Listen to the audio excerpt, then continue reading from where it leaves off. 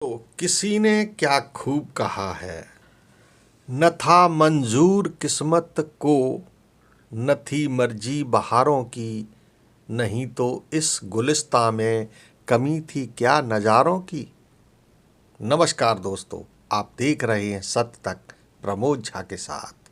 तो चलिए बढ़ते हैं आज की कहानी की ओर। मुझे आज बारिश की वजह से ऑफिस से निकलते निकलते देर हो चुकी थी। मुझे लगा कि आज तो आखिरी ट्रेन भी निकल जाएगी। मैं जल्दी जल्दी स्टेशन की सीढ़ियाँ उतर रहा था और ट्रेन हॉर्न देकर मेरी आँखों के सामने धीरे धीरे स्पीड पकड़ रही थी। मैंने अब पूरी स्पीड से दौड़ लगाई और भागते भागते किसी तरह आखिरी डिब्बे में चढ़ गया। इस भाग दौड़ भरी जिंदगी में कभी कभी कितनी मुश्किलें आ जाती हैं, मुझे ऐसे वक्त पर ही समझ आता था। अब मैं दरवाजे पर खड़े खड़े हाँफते हाँफते कुछ देर अपनी सांसों को काबू करता रहा और फिर एक कोने वाली सीट पर खिड़की के पास जाकर बैठ गया। बाहर बरसात हो रही थी। इस गर्मी में खिड़की से आ रही ठंडी ठंडी हवा और उसके साथ पानी की हल्की सी फुहार मुझे और मेरी रूह को सुकून दे रही थीं। रह रहकर बिजली का चमकना और अचानक से बीच में बादल का गरजना मुझे ट्रेन पकड़ने के बाद इतना बुरा नहीं लग रहा था जितना उस बारिश में ट्रेन पकड़ने से पहले लग रहा था। अचानक सुकून भरे माहौल में मेरा ये ख्याल उस वक्त टूट गया जब मैंने नज़र घुमाकर देखा कि पूरा का पूरा कंपार्टमेंट खाली पड़ा है। सिर्फ अकेला और मैं ही था उस आखिरी डिब्बे में। मैंने सोचा ज़्यादा लोग बरसात से पहले ही निकल गए होंगे, इसीलिए डिब्बा खाली पड़ा था। बैठे बैठे मुझे नींद आ गई। ट्रेन किसी स्टेशन पर रुकी और ठीक 2 मिनट के बाद चल पड़ी। चलती हुई ट्रेन में एक पल को मेरी आँख खुली तो देखा डिब्बा पूरी तरह लोगों से खचाखच भरा हुआ था। एक स्टेशन से अचानक इतने सारे लोग, ये सवाल मुझे थकान और ऐसे मौसम में बहुत छोटा सा लग रहा था। मैंने दोबारा अपनी आंखें मूंदी और सोने लगा। ट्रेन में ही सफ़र करते करते जब दोबारा आँख खुली तो देखा डिब्बा फिर से पूरा का पूरा खाली पड़ा है। बीच में कोई स्टेशन तो आया नहीं, फिर वो भीड़ कहाँ गई? यही सोचते सोचते जब मैंने अपनी आंखें घुमाईं तो मुझे बीड़ी की महक लगी और एक धुएं का गुब्बार मेरी आंखों के सामने आया। देखा तो एक आदमी दूसरी साइड बीड़ी पी रहा था। मैंने पूछा, अभी कुछ देर पहले ये डिब्बा पूरी तरह से भरा हुआ था, अचानक खाली कैसे हो गया? वो बोला, बाबूजी 30 साल से रोज रात इसी ट्रेन से जाता हूँ। 12 बजे के बाद इंसान तो क्या, परिंदा भी पर मारने से डरता है इस डिब्बे में। कहते हैं यह डिब्बा भूतिया है।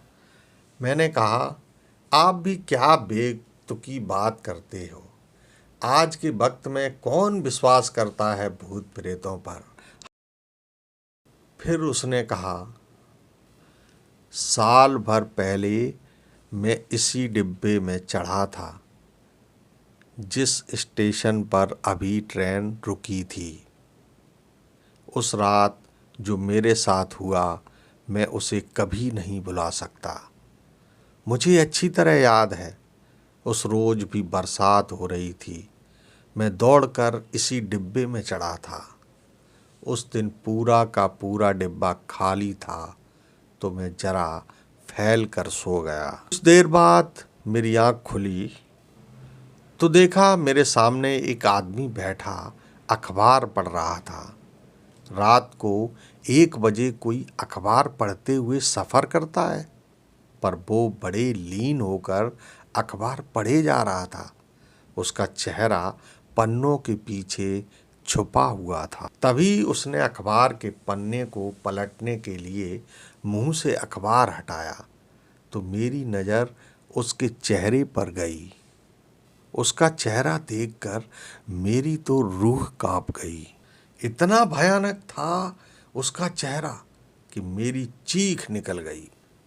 तभी उस आदमी ने मुझसे कहा, अरे क्या हुआ भाई साहब, आप ठीक तो हैं और इस तरह चीख क्यों रहे हैं? मैंने दोबारा उसकी तरफ देखा तो वो एक नॉर्मल आदमी था। उसने मुझसे कहा, लीजिए पानी पी लीजिए, आप बहुत घबराए हुए लगते हैं। मैंने सोचा शायद मुझे ही कोई भ्रम हुआ था।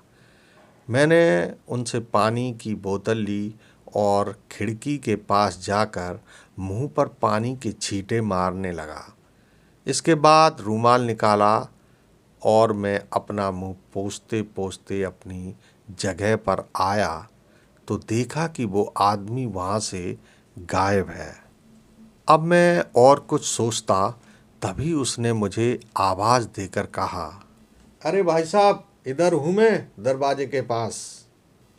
मैं डरते डरते उसकी बोतल उसे देने दरवाजे के पास गया और जैसे ही बोतल उसके हाथ में थमाई तभी उस आदमी ने चलती ट्रेन से नीचे छलांग लगा दी। मैं स्तब्ध हैरान कुछ देर तो हक्का बक्का गेट के पास खड़ा रहा, फिर धीरे धीरे चलकर अपनी जगह पर आकर बैठ गया। तभी एक आवाज़ आई, अरे भाई साहब, मेरी बोतल तो दे दीजिए। मैं दोबारा उसे अपने सामने देख शायद डर से मर ही जाता, लेकिन जिंदा रहने की लड़ाई एक इंसान से क्या क्या करवा सकती है ये उस दिन मुझे समझ में आया। मैं एक छलांग में उठ के सीधा दरवाजे के पास गया और किस्मत भी साथ थी मेरे कि ठीक ठाक उसी वक्त स्टेशन भी आ गया। मैं उतरा और ट्रेन चलने तक वहीं खड़ा देखता रहा। वह आदमी गेट पर खड़ा मेरी ओर देखकर मुस्कुरा रहा था।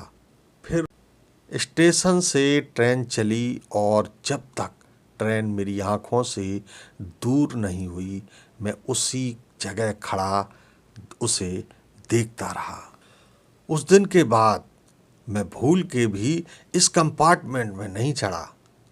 काफ़ी लोगों ने बताया कि कंपार्टमेंट में कभी चढ़ भी गए तो दिक्कत नहीं, पर अगर तुम्हारी आँख लग गई तो तुम्हारे दिमाग पर किसी दूसरे का ही राज होता है।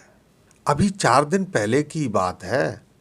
मैं ट्रेन में बैठे बैठे खुद को रोकने की लाख कोशिश कर रहा था, लेकिन उसके बावजूद मेरी आँख लग गई।